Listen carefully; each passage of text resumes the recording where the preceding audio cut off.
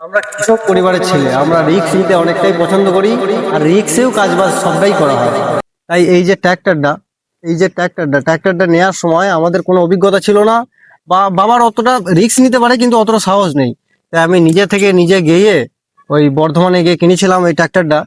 তা আমাকে মোটামুটি 1 থেকে 1.5 লাখ টাকার মতো ঠকিয়ে নিয়েছিল, যেহেতু আমি কিছু জানি না বা আমি কাউকে জানিয়েও যাইনি। আমি নিজে নিজেই গেছিলাম, আমি আর বাবা, যে যদি কাউকে জানিয়ে যাই, তারপর জানানোর পর যদি জিনিসটা না হয় না, যদি কিনতে না পারি, তারপর মন থেকে কতটা ছোট লাগবে বা সবাই হাসাহাসি করবে, এই ভেবে কাউকে বলিনি, নিজে নিজে পাকামি করে এইটা কিনে এনেছিলাম। অনেকটাই লস হয়েছিল, কিন্তু এখন মোটামুটি সেই লসের সম্মুখীন হয়েছে এবং অনেক পরিস্থিতির সম্মুখীন হয়ে সবকিছু পেরিয়ে এখন মোটামুটি ঠিক জায়গায় এসেছি অনেক কষ্টের পর। তা বাবা ভাবছে যে আরেকটা নতুন ট্র্যাক্টর নেবে, কারণ এই একটা ট্র্যাক্টর মাঝ রাস্তায় ফেঁসে গেলে না অনেকটা সমস্যা হচ্ছে। আরেকজনকে গাড়ি তোলার জন্য আনতে বললে সে অনেক টাইম লাগছে, দেরি হচ্ছে, যতজন লেবার করছে সেই লেবার কোটা তো বেগার বেগার হয়ে যাচ্ছে না, ঘর থেকে টাকা দিয়ে তাদেরকে পুষতে হচ্ছে। তো সেই কারণেই একটা ট্র্যাক্টর নেবে ভাবছে। তা কেমন ভুক্তভোগী হলে এই বছর তিনেকের এই ট্র্যাক্টর জীবনে? একটা জীবনে মানে সে ভালোই ভুক্তভোগী হইলাম এবং অনেক কিছু অভিজ্ঞতা হলো এবং অনেক ভালো হয়েছে, অনেক মন্দ হয়েছে, ভালো মন্দ নিয়ে আছি। কিন্তু যা সমস্যা ছিল, সমস্যা যে কিভাবে কাটিয়ে দিয়েছি তা বলার কিছু নেই। কিন্তু এখন সমস্যাটা যেটা হচ্ছে, একটা গাড়িতে একটু সমস্যা হচ্ছে, ওই জন্য আরেকটা গাড়ি কাজও সব বেড়েছে। আর শুধু তাই নয়, এই মাঝে বসে গেলে আরেকটা গাড়ি তুলে মানুষ দিচ্ছে, সেটা কথা নয়। আর কিন্তু অনেকটাই সময় নষ্ট অনেকটা হচ্ছে। সময় নষ্ট হয়ে যাচ্ছে। আর অন্য গাড়ি বসে যাচ্ছে, আমরা তুলে দিচ্ছি, অন্যজনের গাড়ি কত গাড়ি বসে যাচ্ছে, আমরা তুলে দিচ্ছি। কিন্তু আমার সময় মতো যাচ্ছি, তো সেও তার সময় মতো আসবে। তাই এই জন্যই আরেকটা গাড়ি নেওয়ার প্রস্তুতি নেওয়া হচ্ছে। তা কোন গাড়ি নিলে ভালো হয় অবশ্যই জানাবেন।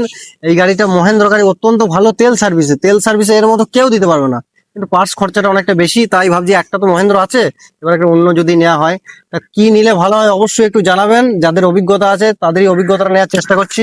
আমার মহেন্দ্র অভিজ্ঞতা থেকে বলছি, তেল সার্ভিস অত্যন্ত ভালো, পার্টস খরচা অত্যন্ত বেশি।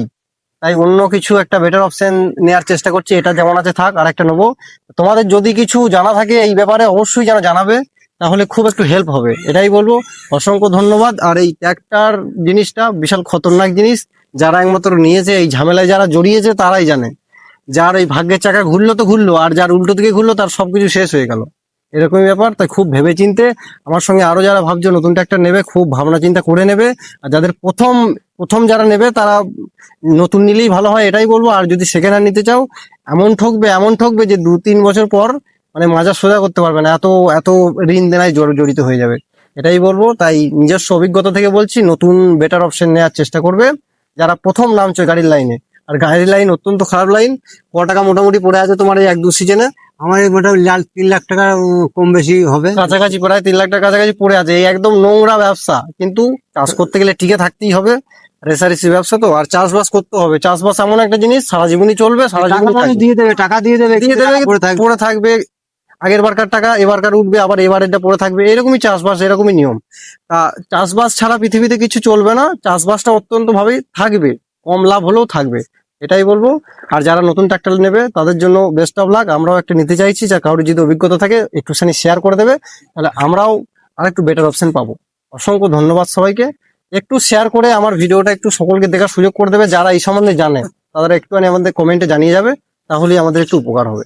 ধন্যবাদ।